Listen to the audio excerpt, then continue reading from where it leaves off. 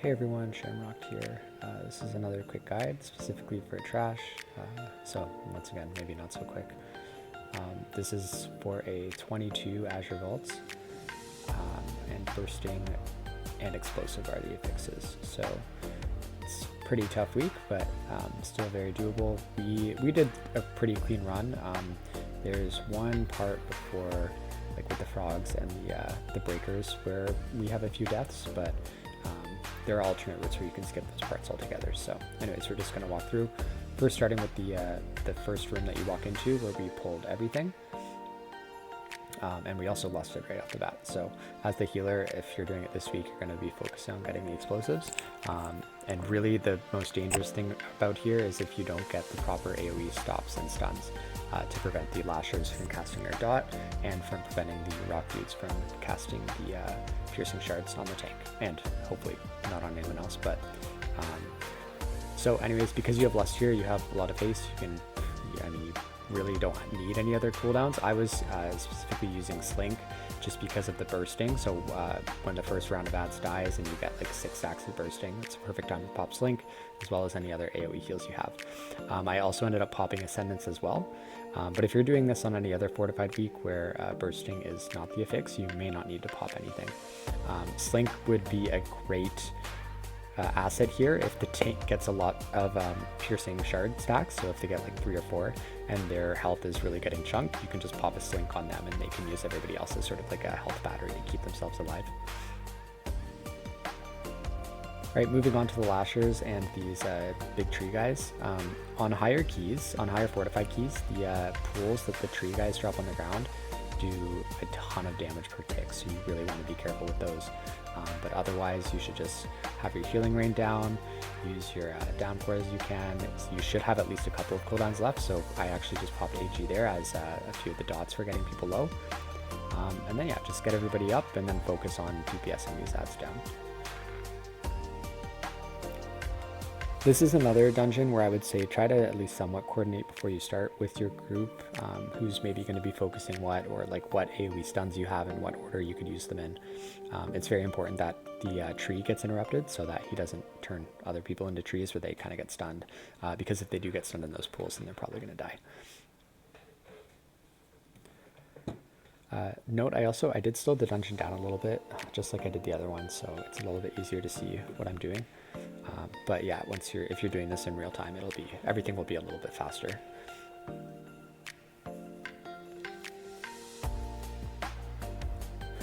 So I know a lot of people think Azure Vault is really tough, and I mean, I guess it is. Like statistics will show that it's one of the lesser dungeons that people are. It's one of the dungeons that people are not able to time as much on higher keys.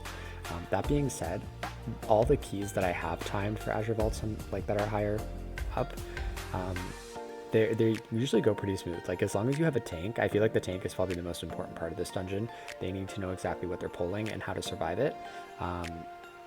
So as long as you can support them and keep them alive as well as your group, as well as getting in as much DPS as you can, this dungeon is really all about having the correct AoE stops and just knowing exactly what each ad does and how to counteract that. So if you're not very familiar with this dungeon, what I would suggest is running it on maybe some lower keys and really, well, maybe not too low, like high enough that things are still hard, but just you need a lot of practice. You need to know exactly what's happening and what to do in order to prevent the highest damage things that could go out.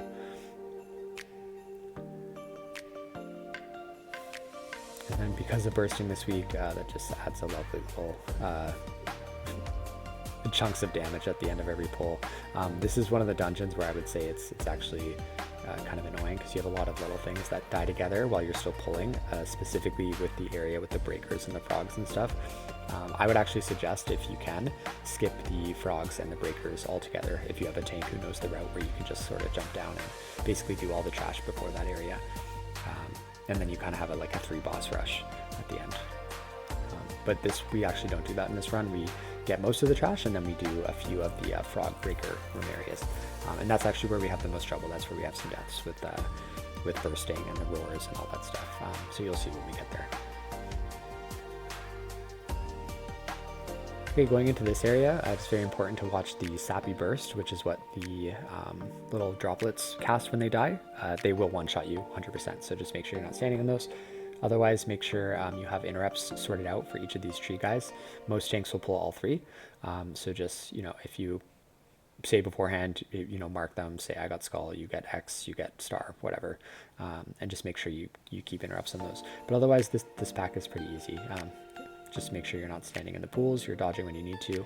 Don't forget about thundering. This is one of those packs where I feel like sometimes people forget because there's so much movement going on. So just make sure that you're aware when you have that debuff and that you clear with your friends.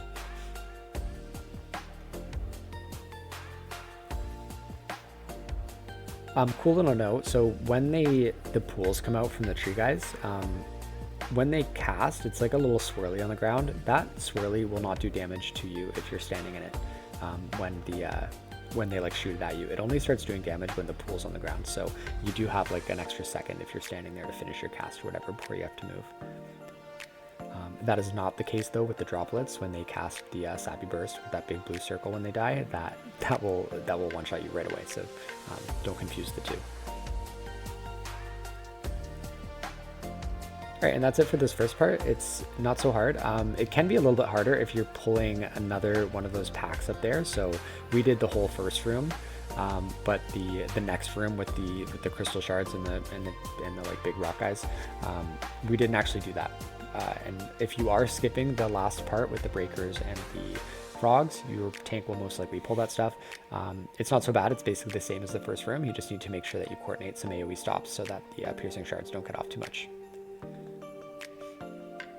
Okay, moving on to the next area. I really like this part. I think it's a lot of fun because there's like so many mobs being pulled so that we can do a lot of damage. This week maybe not so much because we have to focus more on explosives, but it's a lot of fun. And I think if you once again have some coordination and if you have a good tank, then this part is not as bad as it may seem. Before we get to the rings though, we do pull this. This can be quite a ferocious pack. It can be scary. Once again, you need a tank who knows what they're doing, and you need to be 100% coordinating these AoE stops. And by coordinating, I don't mean like sitting in Discord and saying like, I've got next.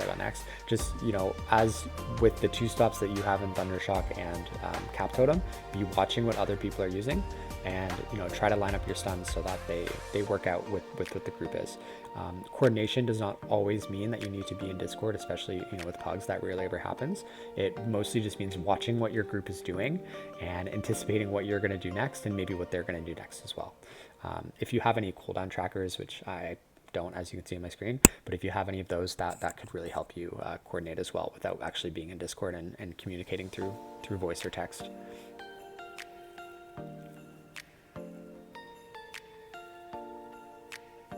It's a good thing to bring Purge to this dungeon for a few parts, specifically so these rock guys, when they cast the Arcane Fury, you can purge that. It will really help the tank out if any of the piercing shards get up. And then there's before the second boss, there's a lot of good purging areas as well. So if you have the talent point for it, I would take Purge, and you can see at the beginning of this video I did sort of flash what talents I was using.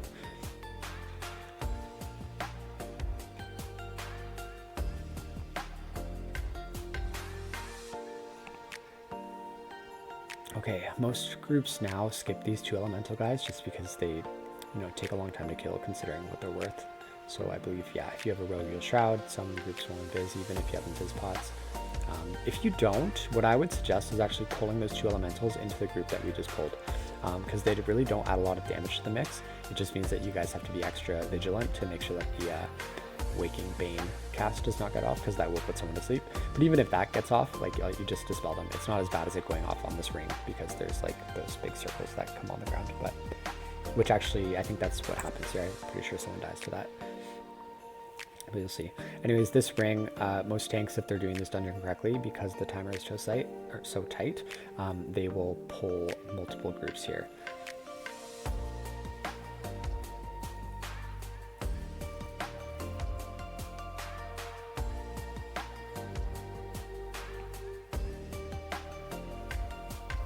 This is a great spot to use Spirit Walker's Grace, so you can keep healing or DPSing while you're dodging the circles.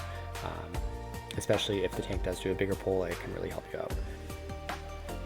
This is also a spot where I would say don't be afraid to use your cooldowns as well, because there's a lot of trash between here and the next boss, and even the next boss you don't even really need too many cooldowns on Fortified week. So if people are low, don't be stingy about using Slink, using Healing Tide, Ascendance, Ancestral Guidance. All of those are great options in a pinch when things don't go the way you're expecting them to. So yeah, someone just died there. We actually had 2 Waking Banes go off, so 2 people went to sleep.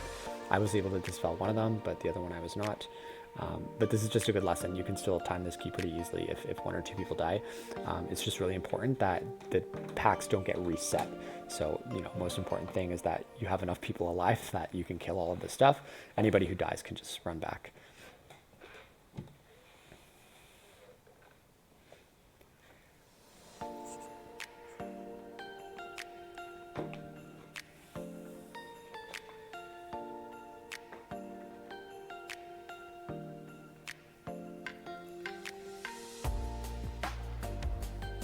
All right, moving on, we were actually just waiting for that person to get back here, and then we're going to pull both of these packs together. Once again, because there are 2 rock guys, you're going to see me trying to focus purging them when they cast the Arcane Fury, as well as trying to stop them with Cap Totem and Thundershock from casting piercing shards.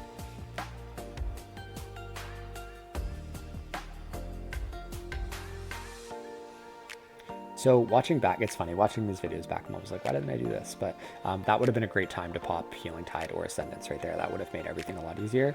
Thankfully, I kept everyone alive anyway, so it didn't matter that much. But, oh, actually, no, I did pop Ancestral Guidance there. But even that being said, if you rewind, like there were a few points where I could have popped Ascendance before then or Healing Tide, and it just would have made everything easier.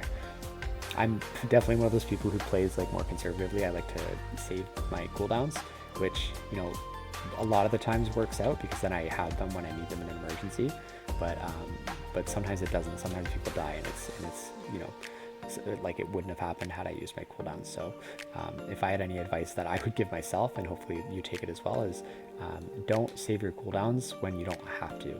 Like, you have 4 good big cooldowns, you don't need them all up, right? Just, try to maybe have 2 up at all times, if possible, for emergencies, or even 1, but there's no reason to have all 4. So yeah, don't be scared about using your cooldowns. Yeah, as you can see, everything's still going pretty smoothly. Like I said, luckily this tank knew what they were doing, so it makes this dungeon a lot easier.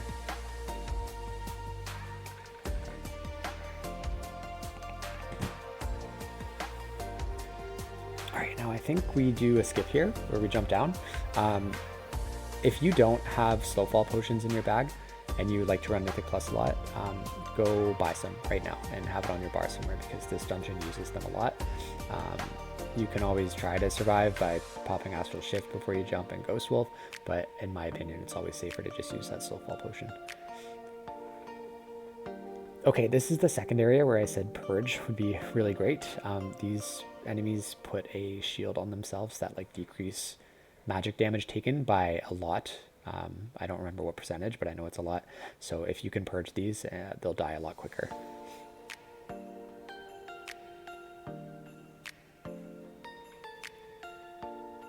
Otherwise, these packs are pretty easy. They do cast like an Arcane Slice thing that goes on the tank. The tank can range it, so if you have a good tank, once again, they probably won't be taking a lot of damage from that. But if you have a tank who, either takes a lot of damage or is struggling to outrange it, just be aware, because when they cast that, it will do a chunk of damage, so you will need to focus healing them. But if they do know what they're doing, these packs hardly do anything.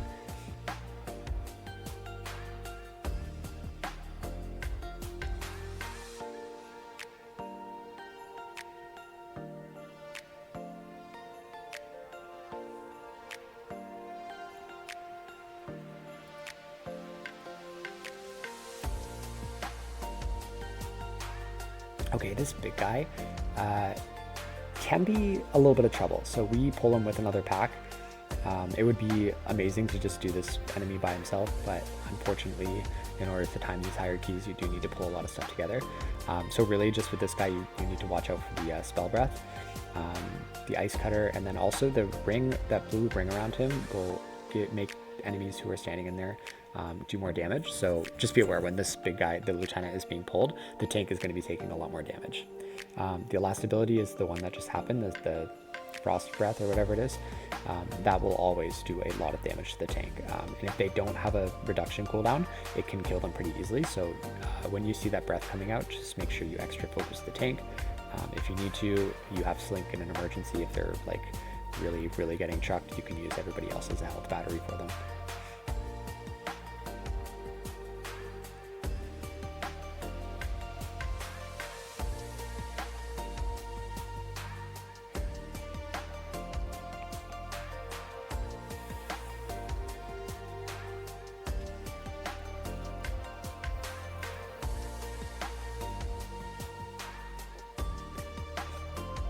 All right, moving on. Most tanks will pull this entire room, which I believe we do.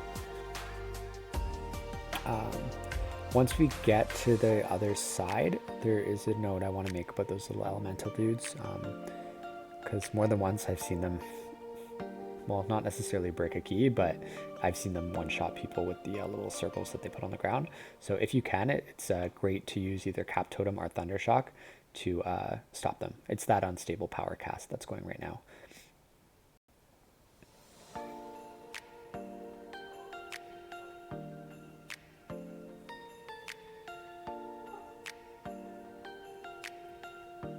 Yeah, if anybody stands in those swirlers on a high fortified key, you're definitely not going to survive that.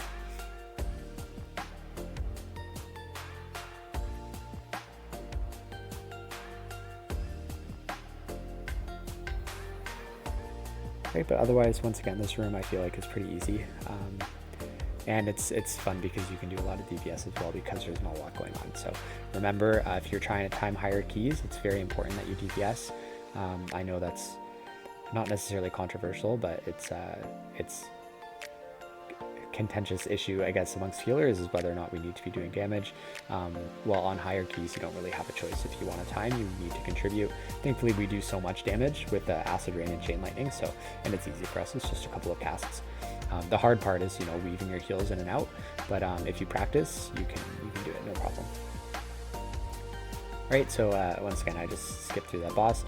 This trash, honestly, like I said, if you're doing a route where you can skip this entire section, I would say that's the way to go. This trash sucks. It has a lot of health. The frogs bounce around, so they're, you know, hard to group up and kill efficiently. These breakers do a ton of damage with their roar and their shoulder slam. It's just, it's not a good time in my opinion. That being said, I'm actually kind of happy that we did do this so that you can see how I played it. I believe we have 4 deaths though throughout these 2 sections, and you'll see one of them was to a frog jump, another one was to a roar that happened during bursting, and then the other 2 I kind of forget, but we'll see when we get there. For these roars, try to top people up right away, especially this week with explosive and bursting. You never know when everybody's going to take like a chunk of damage, so just make sure you're watching. When you see the roar, use either downpour, chain heal. If you need to pop a quick cooldown like Ascendance or AG, go for it, but it's important to keep everybody above like 70-80% health at all times, because any one of these things can kill people really quickly. Thundershock, also a great tool here to stop these frogs. Here, actually, I just used it right there from jumping. Especially if they're jumping far away, you can pop that and then they'll just kind of stay where they are, so you can get a lot more damage in. But anyways, there's the first person. They died from the frog swirl, if you rewind that. And then we get a second death right there, which, like I said, it was a combination of bursting and the roar. So just extra poopy on this week.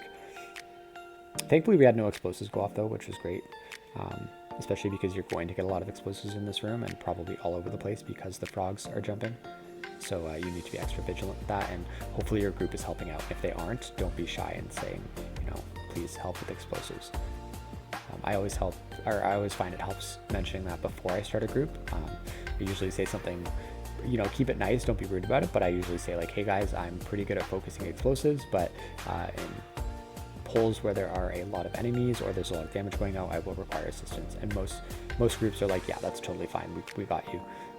Very rarely do I ever get pushback where people are like, you know, no, you should be able to handle it all, especially on higher keys. It's funny, I feel like the higher you go with keys, at least in my experience, the more polite people get, and almost like the less mad they get when keys get bricked. So if you are trying to push higher keys, and if you're like right now, you know, doing maybe high teens trying to get into 20s and people are being rude, just know that that's not necessarily a culture that kind of continues the higher up you go. I find people are usually very respectful in the higher keys just because everybody knows how difficult it is, and one mistake can really cost everything. Okay, this is another pull I hate. I actually popped Slink there to help the tank out. It wasn't really in a great spot because he ended up moving, but it did help out for that quick second. And like I said, no reason to hold your cooldowns here, especially because the last two bosses don't.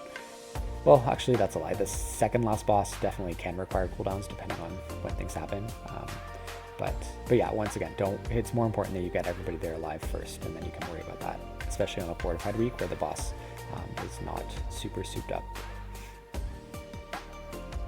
Okay, so that death, both of those deaths were actually from a roar, leave with bursting. I don't know, I'd have to rewind it, but either way, it's something that I probably could have prevented had I been, once again, more liberal with my cooldowns. If I had popped Ascendance there, or AG, or Healing Tide, it would have given me a little bit of a buffer to help keep everybody alive. But I mean, as you know, if you're doing higher keys, things happen so quickly. Things can go from great, nobody needs any healing, to oh my god, everybody's dead. So it really is it really is just knowing when the damage windows are going to happen. And like I said, that really comes with practice in running these dungeons. I would actually say I don't have a whole lot of practice with this area because most of the groups that I've had success skip this area entirely. So this is actually a little bit of a learning experience for me as well.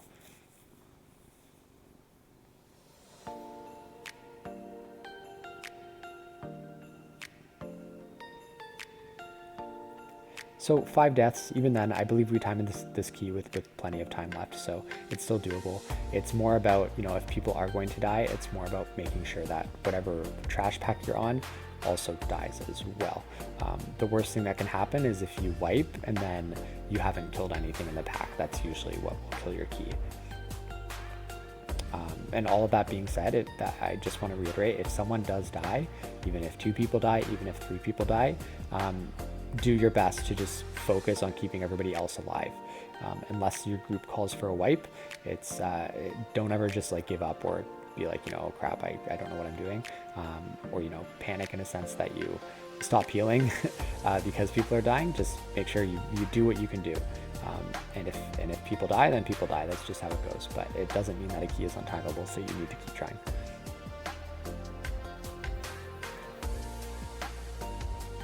Okay, and I believe this is it for the trash. This is our last pack, and then we kind of sneak around the room. And I'll quickly show you what our tank does.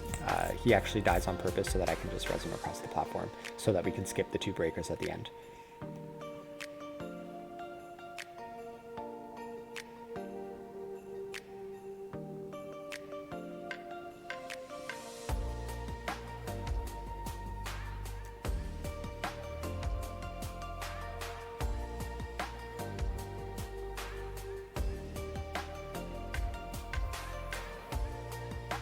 Right, there we go. We shroud. You don't actually need to shroud here. He's just doing it to be careful, but the frogs actually see through stealth anyways. So anyways, here the tank pulls these 2 guys off to the side so that we don't aggro them, and then we run out and take the book.